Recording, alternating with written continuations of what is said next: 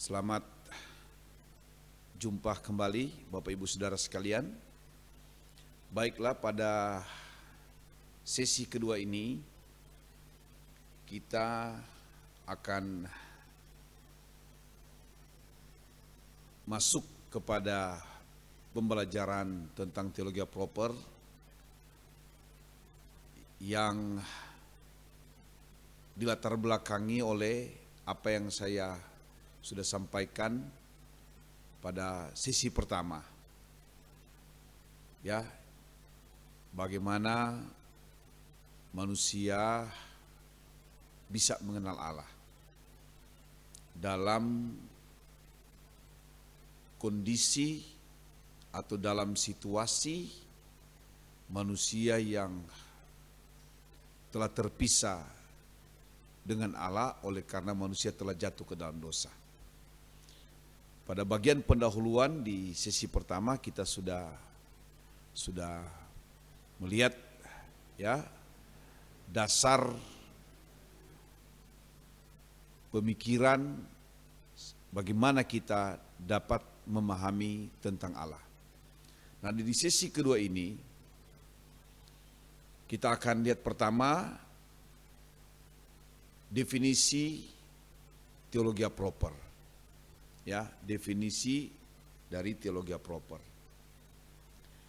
Kata teologia itu sendiri berasal dari kata Yunani theos berarti Allah dan logos berarti kata atau percakapan. Ya, atau juga dapat dikembangkan dengan arti pengajaran. Oleh karena itu teologia adalah suatu percakapan atau pengajaran pemahaman tentang Allah.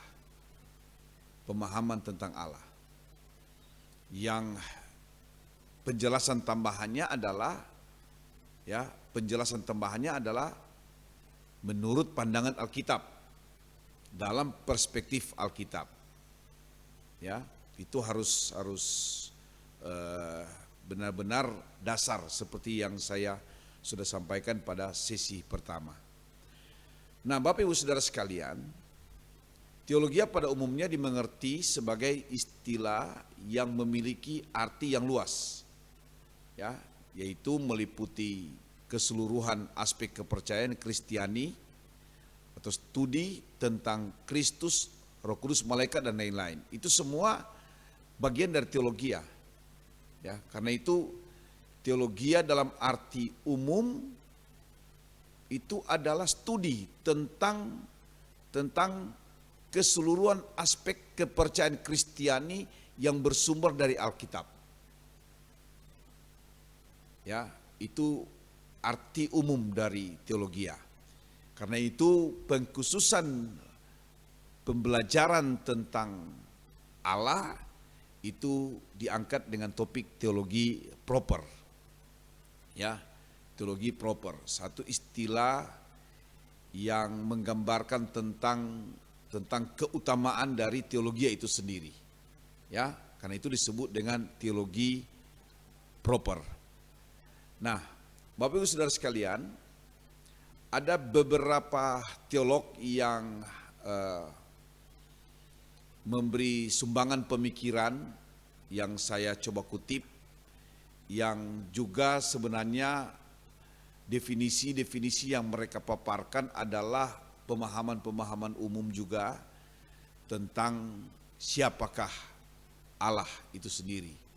Jadi di dalam definisi tentang Allah, ya, ada beberapa teolog yang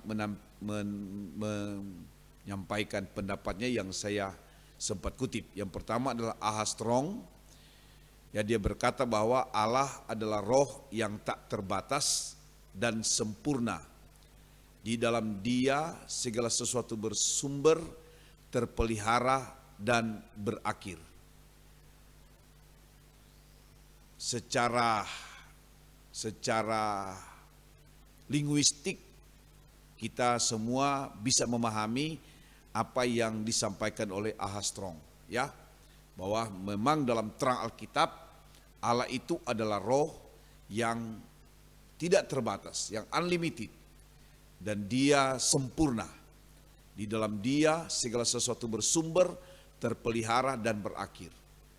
Ya, teolog ini dia dapat mengelaborasi eksistensi Allah, keberadaan Allah, pribadi Allah dengan begitu indah, begitu luar biasa.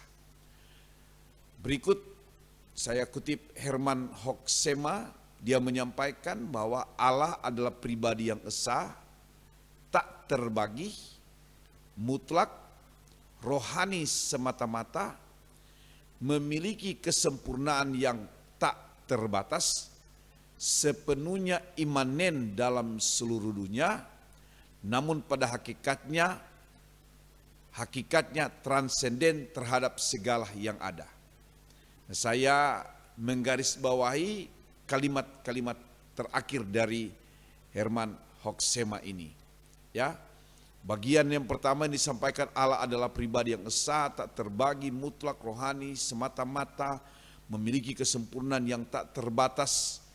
Itu adalah pemahaman yang sepenuhnya kita imani, kita yakini, dan kita kenal tentang pribadi Allah.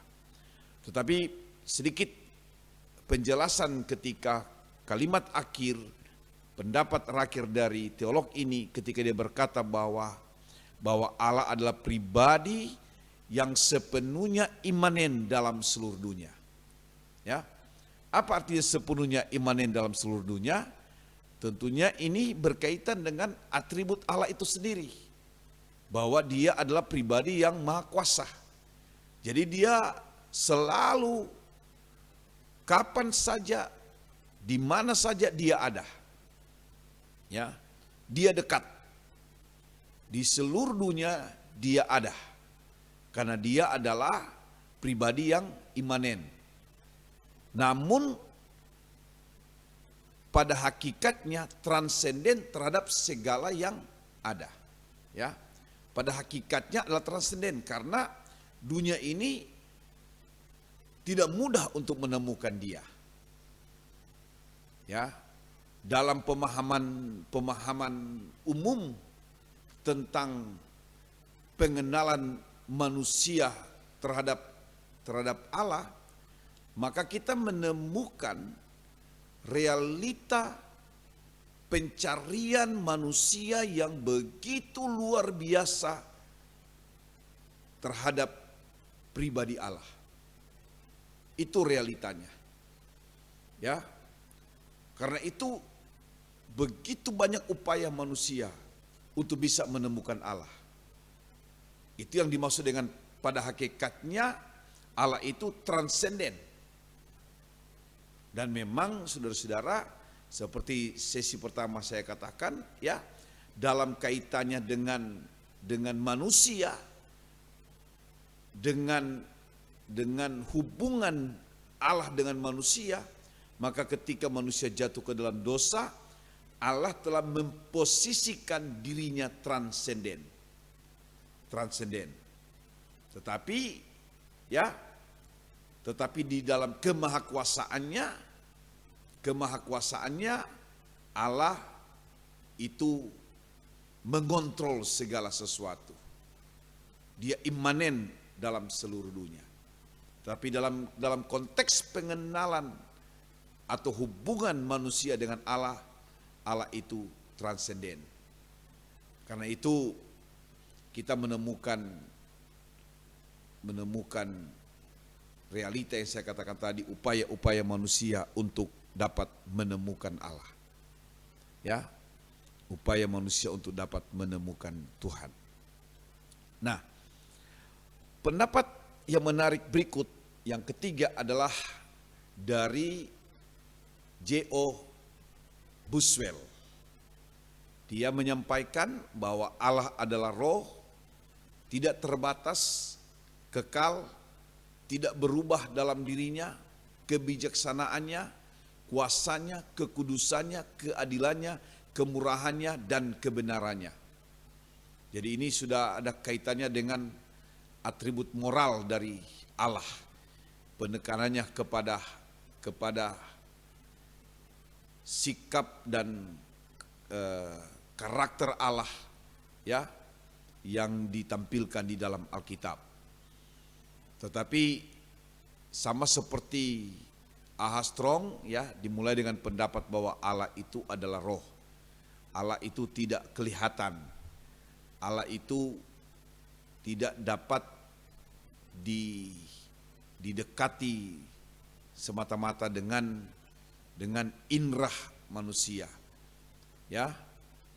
Nah, saudara-saudara yang dikasihi oleh Tuhan, Bapak Ibu Saudara sekalian, lalu yang terakhir yang saya coba kutip di sini adalah dari Louis Berkhof. Dia menyatakan bahwa Allah itu esa, sempurna, tidak berubah dan tak terbatas dalam pengetahuan dan bijaksananya, kebaikan dan kasihnya, kasih karunia dan kemurahannya, kebenaran dan kekudusannya.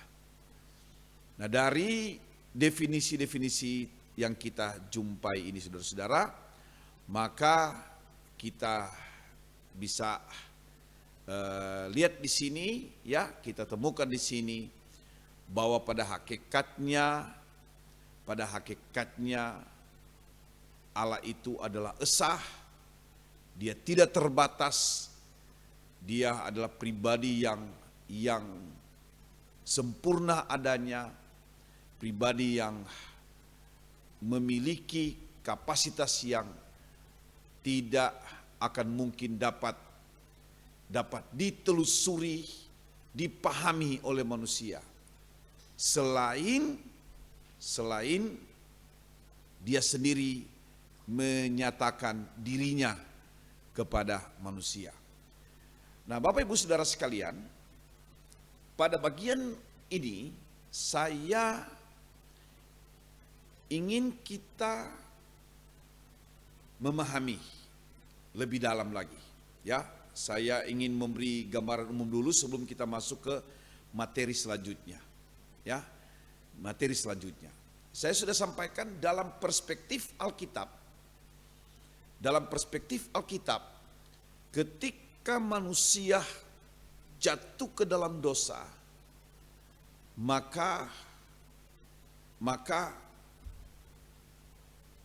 apa yang indah, apa yang mulia di Taman Eden itu rusak.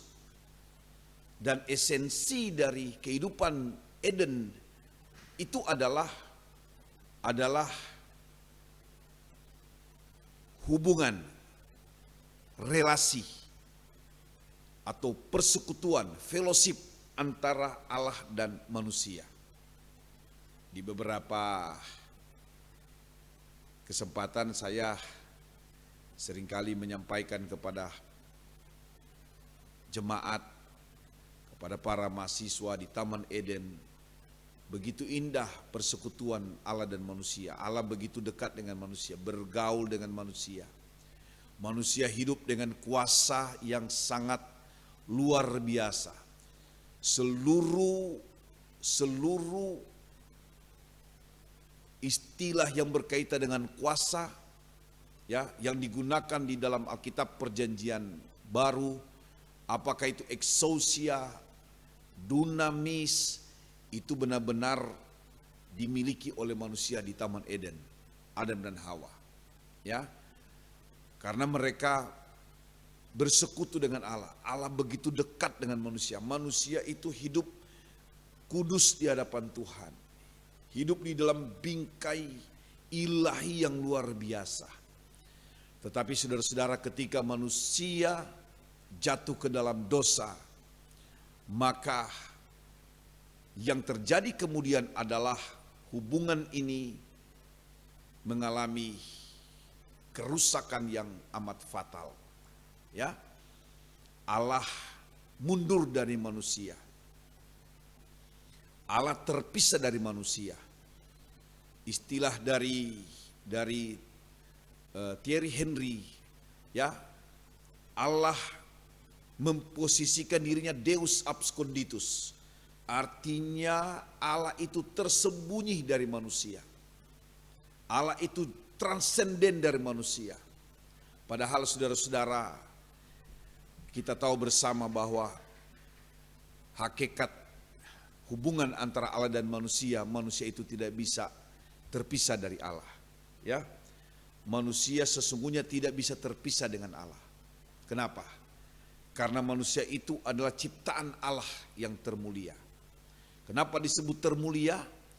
Karena manusia itu adalah karya tangan Allah dan mendapatkan kehidupan dari Allah. Saya ulangi. Kenapa manusia itu adalah ciptaan Allah termulia? Karena manusia itu adalah karya tangan Allah dan mendapatkan kehidupan dari Allah. Ketika manusia itu hidup, hidupnya bersumber dari kata Alkitab saat Tuhan menghembuskan nafas hidupnya kepada manusia. Jadi ketika Allah menghembuskan nafas hidup, maka hiduplah manusia. Itu artinya yang terjadi adalah Allah mentransfer hidupnya kepada manusia. Ya, jangan heran saudara-saudara, manusia itu memiliki potensi yang luar biasa. Ya, manusia itu memiliki potensi yang luar biasa. Karena di dalam diri manusia itu memiliki kehidupan Allah. Manusia telah jatuh ke dalam dosa. Pada aspek hubungan, manusia telah terpisah dari Allah, tetapi dari aspek potensi hidup yang ada dalam diri manusia, maka selama manusia itu hidup, manusia bernafas, itu berarti manusia itu memiliki potensi ilahi dalam dirinya. Karena itu saudara-saudara perhatikan realitanya, apa yang tidak dapat dibuat oleh manusia. Ya, apa yang tidak dapat dikerjakan oleh manusia. Semua yang kita bisa lihat, teknologi baik yang ada di batasan-batasan lingkungan bumi ini yang kita bisa lihat, bahkan kemampuan pengetahuan manusia dalam mengembangkan potensi mereka itu bisa tembus sampai ke angkasa luar. Saudara-saudara, itu menggambarkan potensi yang luar biasa dari manusia. Di bidang yang lebih menuntut ketelitian, pengembangan ilmu pengetahuan, misalnya di bidang ilmu kesehatan, ilmu kedokteran, kita menemukan ya temuan-temuan manusia yang begitu luar biasa. Obat-obatan yang ditemukan begitu luar biasa. Ya, alat-alat canggih ditemukan dengan luar biasa. Teknologi juga seperti itu, saudara-saudara. Kita lihat pengembangan potensi manusia yang luar biasa, yang semakin hari semakin berkembang pengetahuannya, saudara-saudara. Itu bersumber dari mana? Itu bersumber dari kehidupan ilahi yang ada di dalam diri manusia. Tetapi dalam kaitannya dengan hubungan, koneksitas, keintiman, spirit, roh antara manusia dan Allah, maka sesungguhnya yang terjadi adalah Allah telah memposisikan dirinya sangat jauh dari manusia. Ya, saya katakan tadi saudara-saudara bahwa hakikatnya manusia sesungguhnya tidak terpisah dengan Allah. Karena itu saudara perhatikan, walaupun Allah telah memposisikan dirinya jauh dari Allah, dari manusia, tetapi manusia tetap berupaya untuk mencari Allah. Manusia tetap berupaya untuk mendekatkan diri kepada Allah sebagai penciptanya, sebagai pemiliknya. Saudara-saudara, maka kita lihat seperti apa upaya-upaya manusia. Saudara-saudara, tetapi yang kita pahami melalui perspektif Alkitab, bahwa apapun upaya manusia, manusia tidak bisa dapat menjumpai Allah. Ya, cara bagaimanapun manusia tidak bisa menjumpai Allah. Tetapi sekali lagi, respon manusia terhadap keterpisahan ini yang menggambarkan kerinduan manusia ingin dekat dengan Allah itu begitu real, begitu nyata. Saudara-saudara, ya. Anda lihat, apa sih artinya? Apa sih artinya manusia menyembah gunung-gunung tertentu? Apa sih artinya manusia menyembah benda-benda yang dianggap keramat? Pohon besar, batu besar, ya, sungai besar. Bahkan di dalam agama-agama dunia, saudara-saudara, ada sekelompok orang yang menyembah matahari, menyembah bulan. Sebenarnya saudara-saudara, semua itu menggambarkan, ya, secara teologis Alkitabiah, semua reaksi itu, semua tindakan itu menggambarkan kerinduan manusia yang ingin dekat dengan Allah, yang ingin menjumpai Allah, yang ingin berbicara dengan Allah.